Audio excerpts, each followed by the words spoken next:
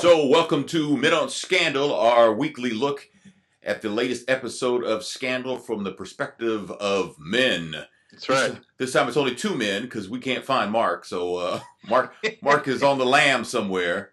Maybe B613 is looking for him, and he went underground. Did he go in the trunk of that car? I don't know. He might be in the trunk of that car. Damn. I don't know. This episode is called "We Do Not Touch the First Ladies." And apparently we don't all follow those rules. Oh, well, that's a rule that hasn't been followed at the White House, for real. Yeah. Boy, that's just they're a bunch of horn dogs over there, man. Yep. So we start out with Fitz arguing with Olivia about, among other things, that Jake seems to be driving a wedge between them. But she says she needs that. Didn't she just get a wedge? Because they were getting dressed as they were having that argument. Yeah. I didn't get into an argument right after you had sex. Damn. I thought that came first. Man. I don't know, man. I've been married so long, man. It's like I can't even tell the difference anymore. Man. Before or after. So, but the whole time they're arguing, Jake's in the hallway, and he can hear what's going on. Now you would think were they in a hotel? No, they were in the White House. White House? Well, you know what? Maybe they were in a hotel. Because why would all the Secret Service be like outside that door if they were in the White House? That's to keep Melly from coming in. Just no time for a threesome. Yeah. But during the argument, Olivia tells him, "I'm not a hen," because he made reference to a hen, and "I'm not a prize." Is that an upgrade from whore? Is that a promotion? I don't know, but she did tell him that I cannot be your celebrity whore. So, she kind of referenced herself that way. So, boy, that's like gotta be the most used word on this show. With good reason, though, you can see. Harrison, as we move forward, was thirsty. I mean, that woman's a good-looking woman. That Adnan Sharif. Yeah. But now it's time to pay. Because he got the loving, but now it comes with a price. There's work to do. Yeah. Again. And we'll find out later what that's all about. Abby confesses she loved David while he was asleep. Exactly. Do women do women do that? I mean, I've been married for so long. I mean, does that actually happen that women will tell a man that she loves him while he's asleep? He don't even hear it? Yes, I believe so. I believe they do. I think, on the other hand, they also say, "I'm gonna kill your ass." What would you say? I said, I'm about to take the kids to class. So the question comes up in this episode: is the vice president nominee Andrew Nichols, is he a horn dog and a drug addict? Yeah, some OxyContin got thrown into the mix. Yeah. And he said, this was part of my campaign. Back injury, campaigning hard. Yeah. And, this obviously is problematic. You got one vice president who's left the ticket, is going to run against you. Yeah. And now, he was vetted, but Fitz was like, "I don't care about the vetting. This is my guy, and I want him on the ticket." Now it looks like, how do we miss this one? Yeah. And now they want him out. Yeah. They do want him out. Looking at Jake's situation, because Jake is now command over B613, he is clearly over his head. Yeah, you go from being just a Navy captain to now you got to run an organization like that. No disrespect to Navy captains. Yeah. But I think it is a whole different skill set that he seems to be more of a executor of orders as opposed to a giver of orders on that scale. Yeah, he's like a puppet, really. Yeah. And again, Fitz's misguided decision making, puts a guy in a position that he doesn't necessarily need to be. He could have probably served in some other way, but obviously, that a lot of that also had to do with getting rid of Olivia's dad. Yeah. So, I mean, that's true, but I just think that he's not ready for that job. No. He doesn't have the experience. No. And he wasn't supposed to be ready for that job. No. I mean, it was handed to him on a silver platter Mm-hmm. with the unspoken words, I think, that, you will do as I tell you to do from the president, when clearly it's pretty obvious with the information that command gets, whoever has that job is more powerful than the president. Yeah. Well, we find out later on, comes with a lot of perks. You got a little extra goes along with it. Yeah, that's true. So Hollis is in Sally's pocket now, man? Hollis is everywhere. Yeah. I think Hollis wants to be down with whoever he's making his play for energy secretary so he can continue his oil business. Right. And get those regulations flowing in the direction that he wants it to. So whatever moves his agenda in his favor is the side he's on. Down with. Yeah, and he's got the kind of money. He's got that bank. Yeah, he's got big dollars. He's got big bank, man. He's got that oil that Texas oil behind him, man. I've come to the conclusion tonight that Sally will never be president, and Sally will never get over what she did. And I don't know if Sally's going to kill herself. I mean, I think she is haunted. She is haunted. The woman just sits there and stares into space about what she did, and who amongst us probably wouldn't do that? Well, the devil's inside her. He injured her. Maybe he hadn't left yet. Maybe he's still up in there. What is that about? He's still up in there. He's up in there, man. Don't let the devil in. So who was the drug addict here? Was it Mellie or was it the vice president? That's pretty interesting because he told a very compelling story in the Oval Office about how these pills, how he got hooked on these pills from a back injury, which we mentioned a few minutes ago. And it seemed to be a very plausible, believable story. Right.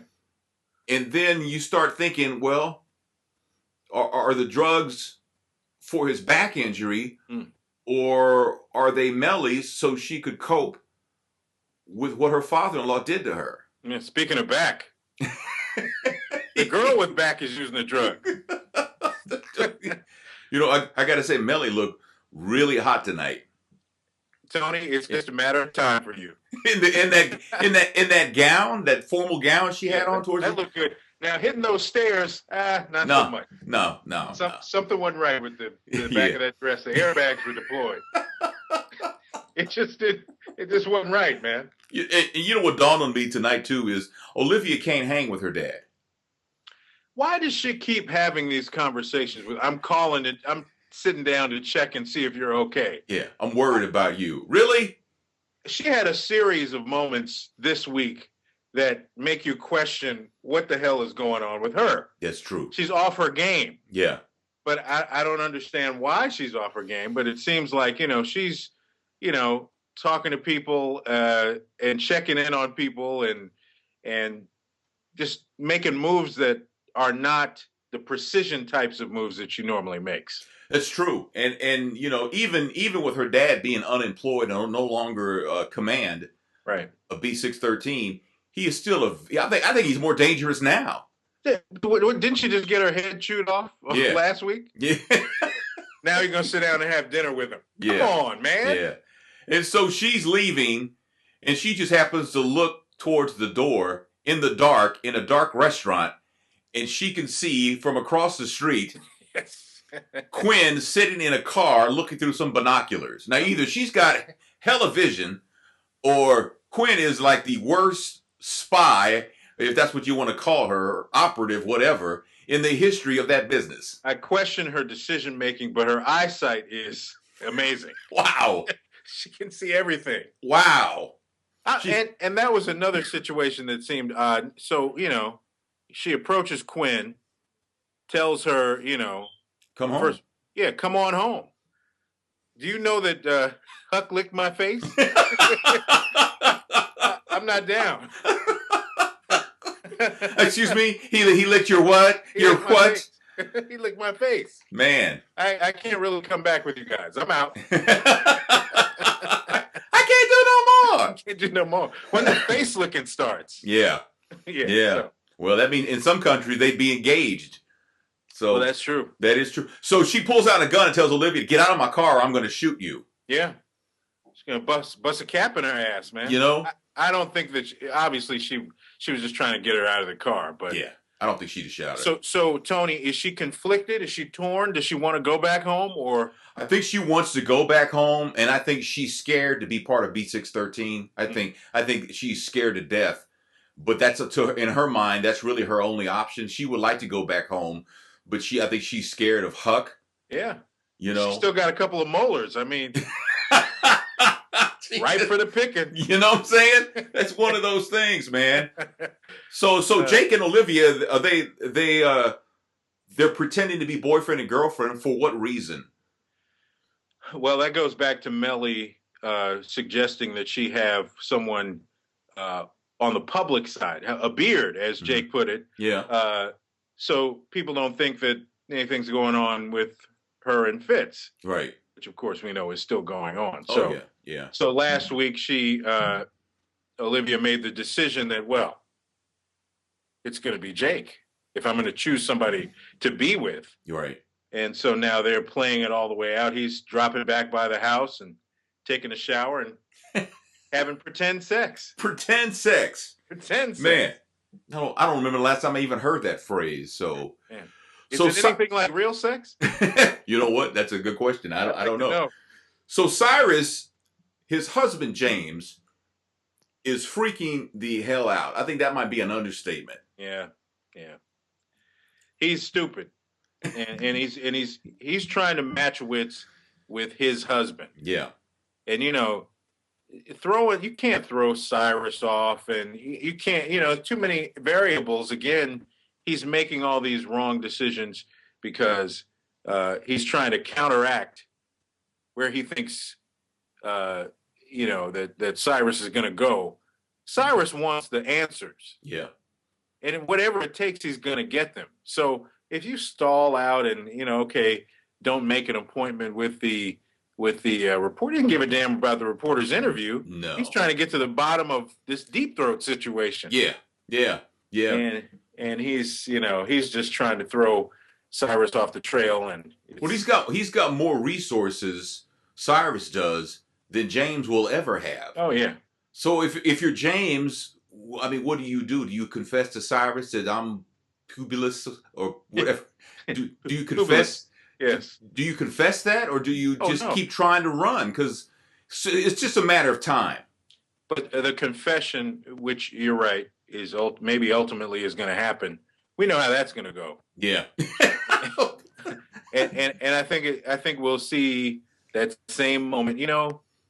Take your child. Yeah. Get the hell out of my house. Again. And my life. Again. What's that? 3 times now that'll happen? Third time's a charm. Man, I don't know. The interesting question I thought from Mellie tonight was asking Fitz, what's it like to be so hot for someone? Yes. That you're willing to risk everything. And what does that feel like? Ooh. That was a great question. That is a great question. And he said, I don't want to talk about it. I don't have time for this. Yeah. The greatest question ever asked on the planet Earth. Yeah. I don't have time to answer that. Again, check back with you on Tuesday. Damn. And the way she asked it, man, she asked it like, I really want to know, and I know the answer is going to hurt me, but I still want to know. Yeah. I want you to hurt me. Please hurt me and tell me. Answer this question. If you do nothing else for me for the rest of our marriage, answer this question. And he says, I don't have any. Ain't nobody got time for that. Ain't nobody got time for that. Ain't nobody got time for that. Which maybe, I know he didn't do it that way. He truly blew her off. Yeah. He had no intention of answering the question, but I wonder if that exacerbates the way that she feels. This MF still is dissing me. I can't even get a question answered. Oh, Lord. Hard times around here, man. Yep. Hard times. So the question for the audience is, did Mellie or did she not have an affair back in the day with this Andrew Nichols? Well, and I guess we find out that the answer is no, although it came close. Andrew was making a move. Yeah. But Mellie kept her knees closed. That conversation she had with Olivia. Yeah. That's, I guess from Melly's perspective, it wouldn't be the same thing. No, that was Olivia's second stupid move to this week. This has got to stop. Yeah, I'm boning your husband. Yeah. But what you've got going on, it's got to stop. It's got to stop. Child, please. Yeah. Yeah. Yeah. What are you talking about? When I leave here, I'm going to bone your husband. But you got to stop messing around on him. That's right. Don't even make it look like you're going to sniff around the vice president.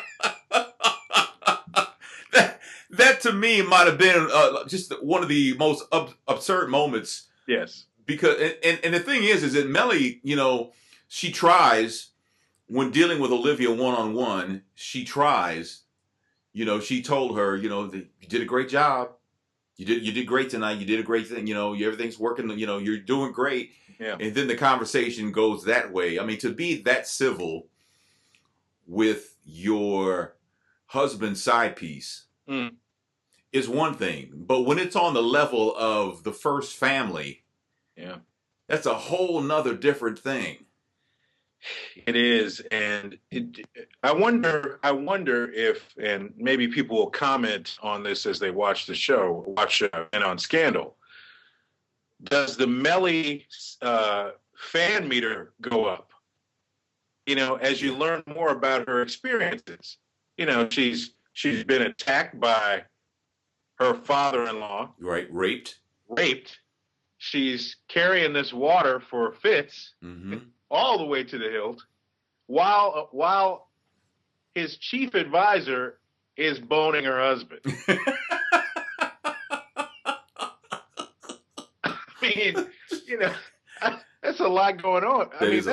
That's amazing that she can even, will herself to get up. Now, I guess the other side that it seemed unfolded earlier in the Scandal experience is that she's kind of power hungry. She wanted him to be the president, right? Because she wanted to be first lady. She wanted to be on that stage.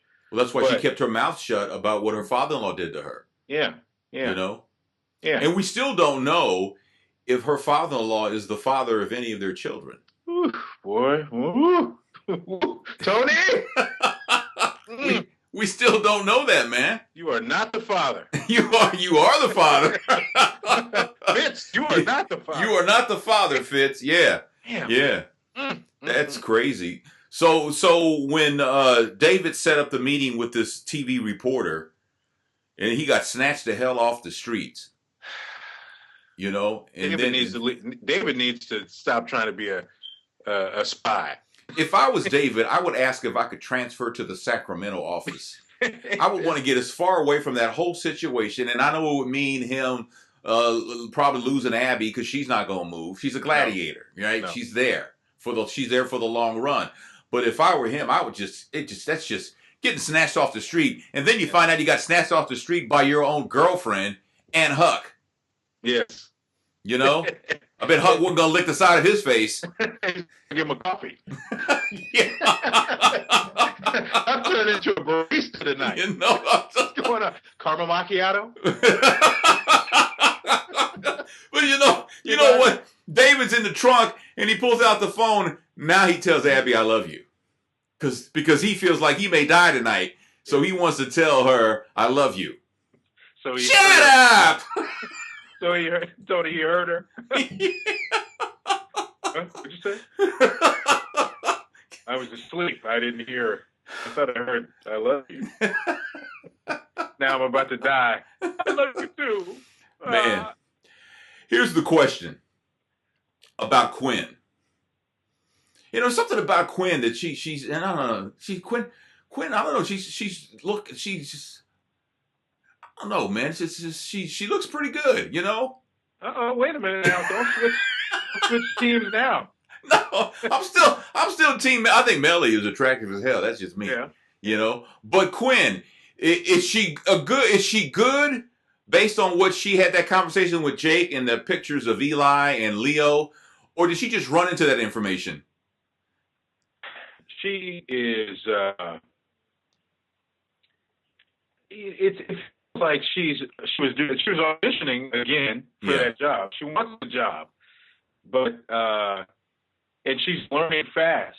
But I'm sorry, it ain't gonna happen. But the agents of B613, they're on a whole nother level. Exactly. So you saw some surveillance video. Jake was mildly impressed. Not because he felt like she could do the job. I think he was just like, look what you did. That is really nice.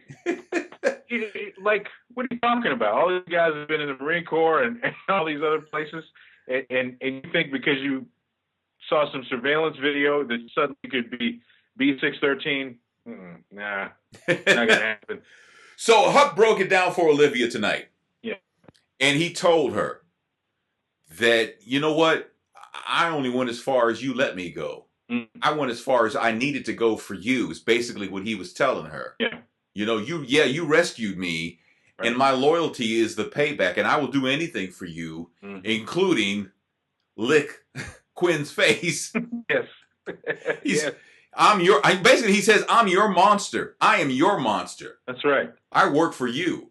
That's right. I'm not just anybody's monster. That's right. I'm your monster. I'm a gladiator monster. That's right. I don't know about that one, Huck.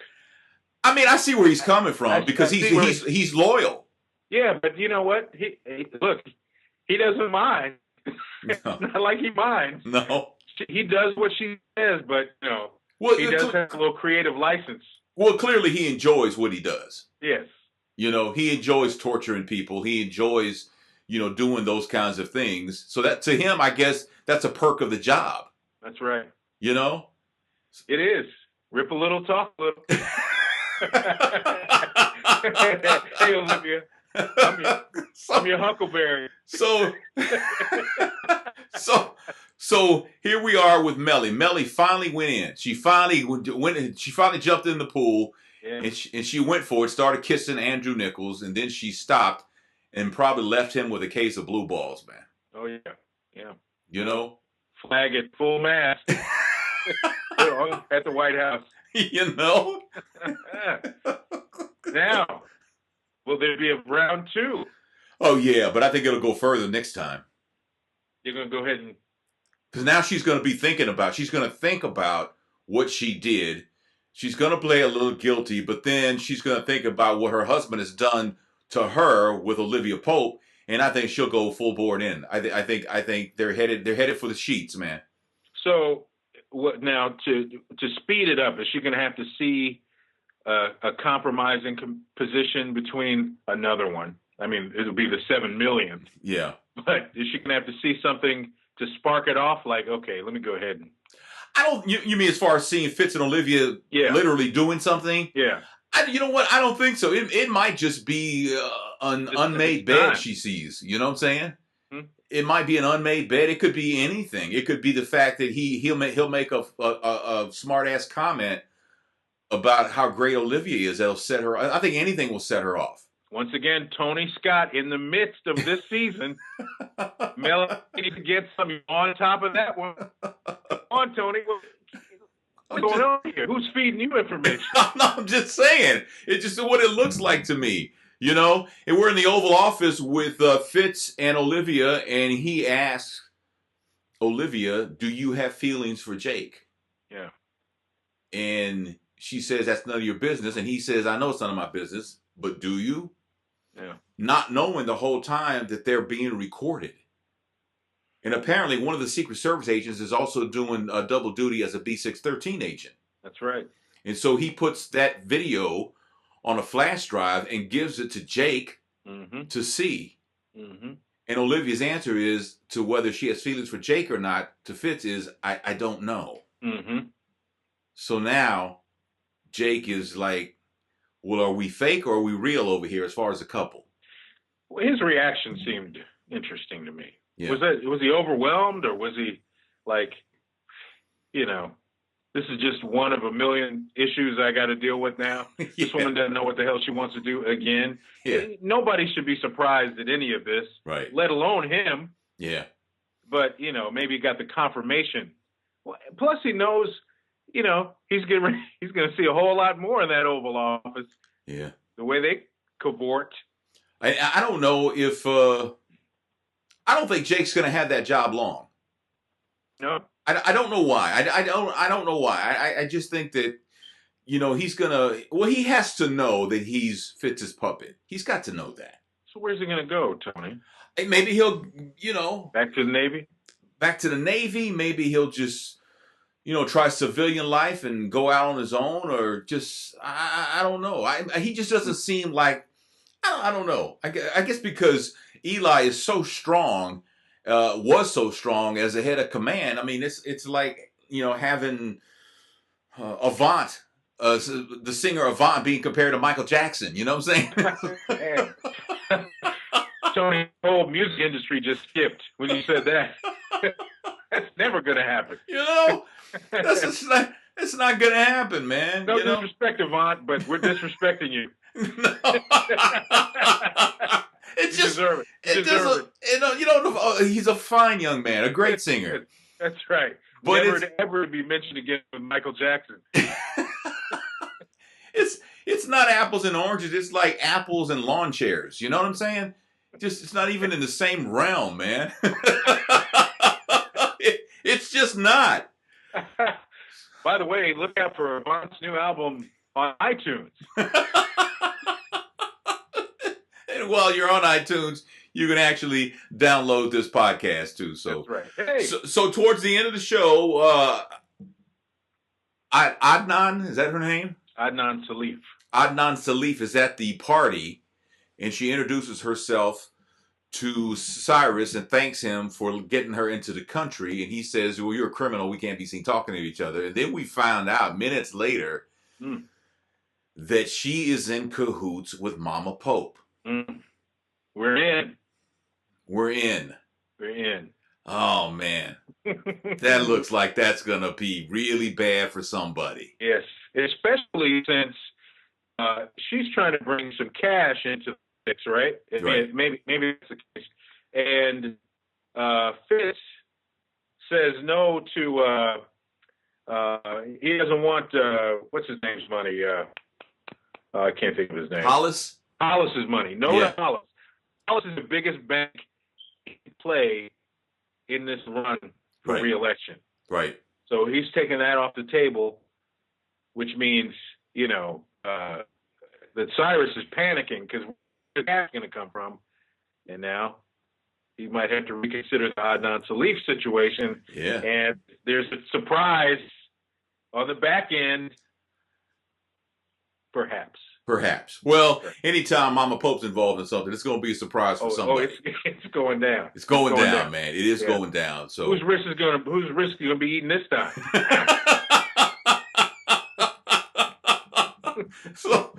So what did I miss, man? I think you covered most of everything. Let's see. The barista thing really got me with kept bringing the coffee because he was trying to start a conversation. Come on, man! If you can chop off a finger and pull a tooth, I think you can have a sensible conversation with a woman that you respect. Yeah. What was that, man? It's just, I mean, you know, the governor also. I guess we sort of got to this, but. He, you know, in the flashback, he was asking why she wanted to check out, why she was trying to, so which we found out he saved her life, and that's how they grew close. Mm-hmm. And she kind of spilled the beans. Yeah, she did tell him. She talked about the rape, and she talked about, you know, the kid and all that stuff, which was kind of, I thought that was kind of interesting that was dropped in that fashion. And then it also set up for them to obviously to be very close, but no cigar. Well, she opened up to him and told him what the deal was, and then she just as fast she shut it down and ran up those stairs. Yeah, you know. Yeah. So it'll be interesting. I think they're headed for the sheets. Me myself personally. And going back a little bit, what about Harrison making a donation online? Well, I mean, what is he? Was he making the connection to where the money was? The girl told him where the money needed to go. Is that part of the Adnan? That's the. Guess what I'm thinking. Where they're kind of in. Yeah. So that means Harrison unwittingly is going to indirectly help Mama Pope pull a caper. It looks that way. It does look that way. Yeah, that he's been. See, he let that love and rope him right in there, man. You see, didn't take long. We fall for that okie dokie every time, don't we? Hey, usually you can run away after you get what you get, but not him. He's got orders. Here's what you're gonna do for me. Damn, I think he held out a little bit longer. She got the banger. He only got one trip. Damn. He only got the Adnan. He didn't even get to the Salif. So coming up in August is going to be the Scandal meetup in Los Angeles, and it's going to be August 1st through 6th, and we're going to be there. We think Mark's going to be there. Mark can't even show up for the broadcast. We don't know if he's going to be in L.A. So I'm ordering my milk cartons now. Sure. So hopefully you can join us. I think it'd be a lot of fun. It's going to be a lot of great, people are going to be there from the show, hopefully, and just being excited for a very good TV program. I've never been to one of these before for any TV show. Neither have I. So we're excited about going. And if you want information on it, we'll put a link in the show notes down below so you can visit that website and maybe make your reservations if you want to. And it's gonna be a great time though. It's about 6 days. Yeah. So hopefully we'll see you there. I understand there's a dress up party, and Tony, you're going to dress up as Sally, which is going to be. That's right. That's going to be interesting. That's right. I can't wait to see that. And I will be bona fide, like Sally and like Popeyes. And you know what, Tony? Let me say one other thing. I heard about something that Scandal fans would like. There is, if you go to omaze.com, you can enter to win a brunch with members of the cast of Scandal. Really? That's right. Cyrus's husband was on Ellen this week, and he was talking about that. And actually, the organization is the Family Equality Council. Mm-hmm. And, I guess it connects all types of families of all kinds of backgrounds. So anyway, I thought it was kind of cool. Yeah. Omaze.com. You can go on there. I don't know if you have to make a donation. Maybe you just have to enter. Okay. But actually, you get to go to L.A., brunch with the cast, and you get a made-to-measure Brooks Brothers suit and shopping experience. Wow. Yeah. That's big time, man. A Brooks Brothers suit is big time. That is big time. Yeah. So we'll put a link in the show notes for that, too, so you can go to that website and enter. That'll be great. Yeah. Yeah. Maybe if somebody wins, they can give a shout out and say, Men of Scandal told us about it. Yeah, that'd be great. That'd be awesome. So, and anybody that doesn't want a Brooks Brothers suit, I do. That's right.